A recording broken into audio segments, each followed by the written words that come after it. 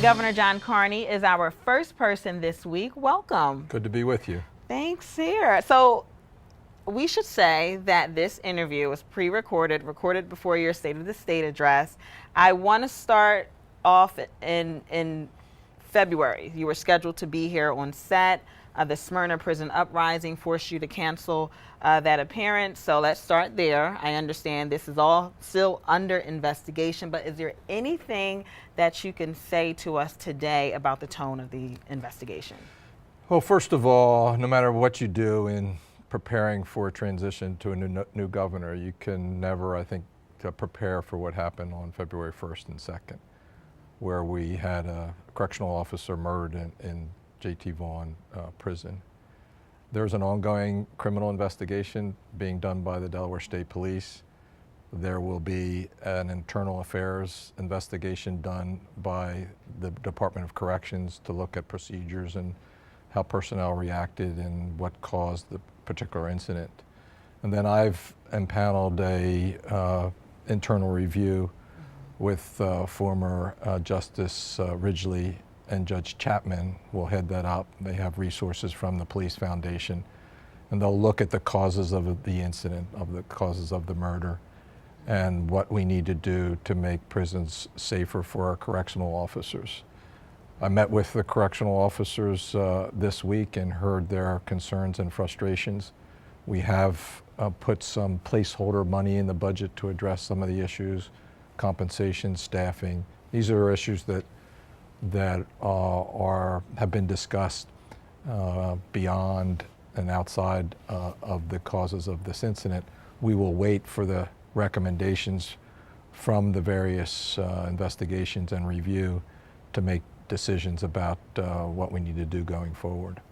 Oh, very well said. I know it's never a good idea to place blame, but is there anything, where did Delaware go wrong? Is there anything the state could have done to prevent such an incident? So it's really premature to speculate on that, given that we have these three investigations ongoing. My focus is in working with the Commissioner of Corrections, Perry Phelps, and his team, working with our budget people, working with the General Assembly, to focus on what we need to do going forward to secure the facilities. You know, what I heard from the correctional officers is that they have very difficult and dangerous jobs that they do every day.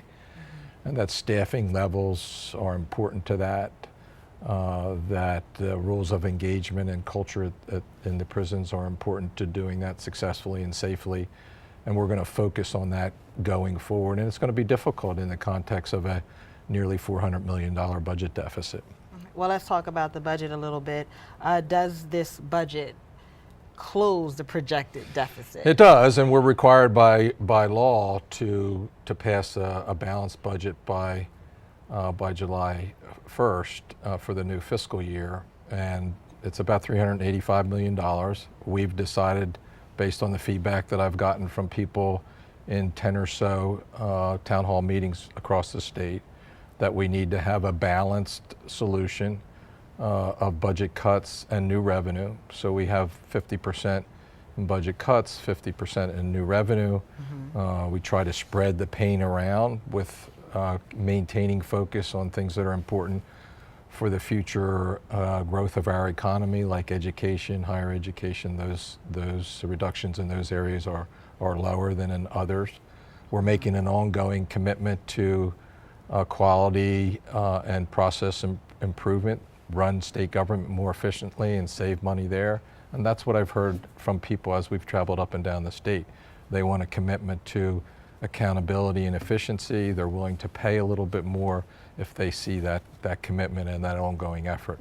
Well, let's talk about education. Earlier this month, you sat down with the Wilmington Education Improvement Commission. During that meeting, you said your goal is to reorganize the Department of Education along with the Secretary of Education. You want a department that supports basically the needs of students and teachers. What does that look like? So Secretary Bunting is engaged in that as we speak, frankly, and she has reached out already to the schools in the city of Wilmington, which are the focus of the WEAC work. They've done tremendous work there, and recommended different ways to help improve the education for kids, mostly disadvantaged minority kids in the city. She's met and gone and visited these schools. To me, what it means is having the resources in the Department of Education to help those principals and teachers do a better job addressing the needs of children that come from the disadvantaged backgrounds and come from neighborhoods with violence and trauma, that kind of thing.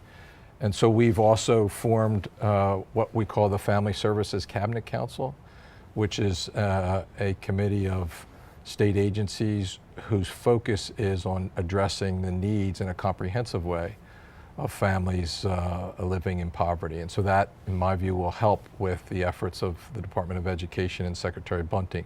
This is going to be an ongoing effort. I do have a placeholder in the budget for additional what I call opportunity grants to challenge the districts where these schools are located to do different things to raise the student achievement.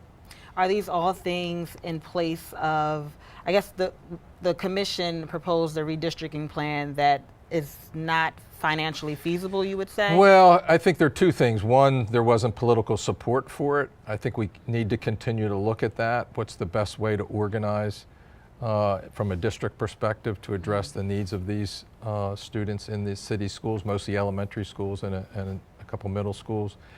And once that's as much a political problem, but at the same time, we need to focus on what's happening with those students right now, today, as we plan for the future.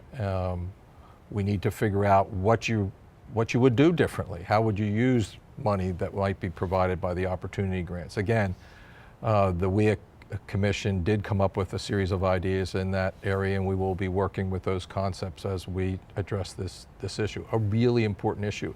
You know, the success of our state depends on large part on the success of the city of Wilmington, and that depends on having strong neighborhoods with good schools.